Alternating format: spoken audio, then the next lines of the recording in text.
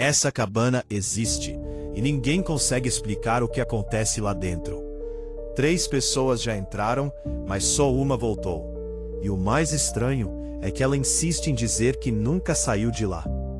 Ninguém na cidade fala sobre isso abertamente. Não existe placa, não existe aviso, mas todo mundo sabe exatamente onde fica. E mais importante ainda, todo mundo evita chegar perto. É como se existisse um acordo silencioso. Você vive sua vida e deixa aquela cabana em paz.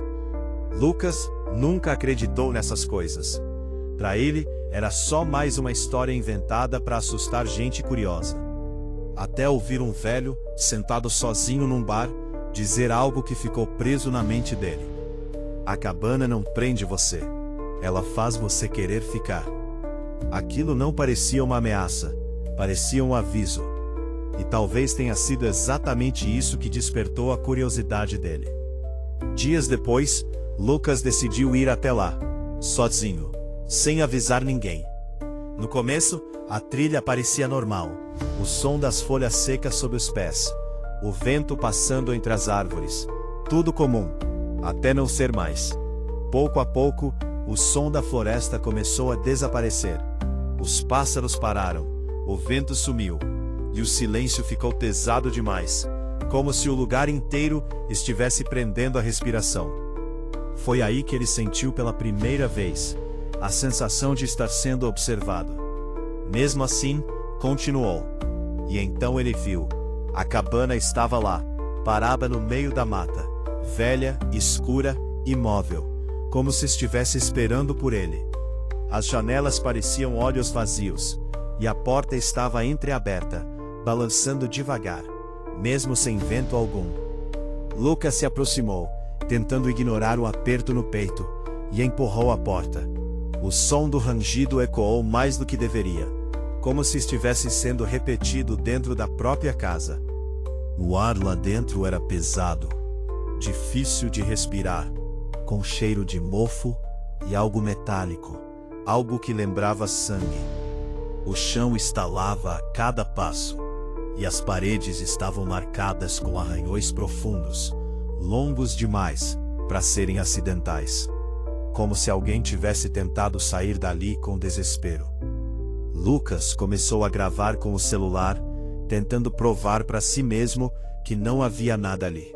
Mas no fundo, já sabia que havia. O primeiro som veio de repente. Um passo no andar de cima, lento, arrastado, pesado demais para ser ignorado. Ele parou. Outro passo. E mais um. Não era imaginação. Algo estava lá em cima. Ele chamou, não houve resposta, mas os passos continuaram, como se estivessem chamando ele. Contra toda a lógica, Lucas subiu as escadas. Cada degrau parecia mais pesado, como se a casa estivesse reagindo à presença dele. No topo, encontrou um corredor longo, escuro, e no final dele, uma porta aberta, se movendo devagar. Havia algo estranho ali, uma sensação impossível de explicar, como se ele já conhecesse aquele lugar, como se já tivesse estado ali antes. Ele caminhou até a porta e olhou para dentro. O quarto estava vazio, completamente vazio, exceto por um espelho grande, antigo, encostado na parede. Lucas se aproximou e olhou para o reflexo. E foi nesse momento que tudo mudou. Seu reflexo demorou um segundo para acompanhar o movimento. Um segundo, mas foi o suficiente. Porque atrás dele, no espelho, havia algo mais. Uma sombra alta, parada, observando. Lucas se virou rapidamente, mas não havia nada. Quando olhou de volta, a sombra estava mais perto. O ar ficou pesado, quase impossível de respirar. Então ele ouviu uma voz, baixa, arrastada, como se viesse de dentro da própria cabeça. Você demorou. Ele tentou correr, mas o corpo não respondia. Era como se algo estivesse segurando ele ali. No espelho, a sombra levantou o braço, e no mesmo instante, Lucas sentiu um toque no ombro. Frio. Ele gritou, e tudo ficou escuro. Quando acordou, estava do lado de fora da cabana, jogado no chão, sem saber como saiu dali. O celular ainda estava gravando. Com as mãos tremendo, ele assistiu ao vídeo. Tudo parecia normal no começo, ele entrando, subindo as escadas, chegando no quarto. Mas então, ele simplesmente parou. Ficou imóvel por vários minutos, olhando fixamente para o espelho. Sem piscar, sem se mover. A câmera caiu, mas o áudio continuou. E foi aí que ele ouviu. Havia outra voz. Não era dele. Era algo respondendo, conversando com ele, como se ele estivesse fazendo perguntas. Perguntas que ele não lembrava de ter feito. No final da gravação, Lucas aparece novamente. Mas havia algo errado. O jeito de andar não era o mesmo. O olhar parecia vazio, distante, como se algo estivesse faltando ou sobrando. Ele nunca mostrou aquele vídeo para ninguém. Nunca mais voltou à cabana. Mas também nunca mais foi o mesmo.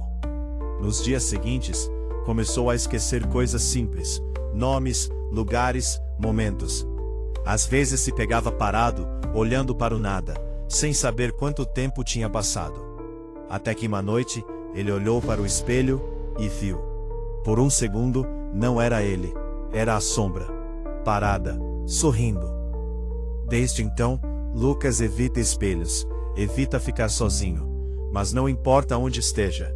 Às vezes ele vê, em um vidro, em um reflexo qualquer, ela ainda está lá. Cada vez mais perto, cada vez mais nítida. E o pior de tudo é que, com o passar dos dias, ele começou a sentir algo ainda mais perturbador. Saudade. Como se uma parte dele tivesse ficado naquele lugar. Como se algo lá dentro ainda estivesse esperando por ele. E talvez esteja. Porque no fundo, existe uma pergunta que ninguém consegue responder. A cabana realmente deixou ele ir? Ou só fez ele acreditar nisso?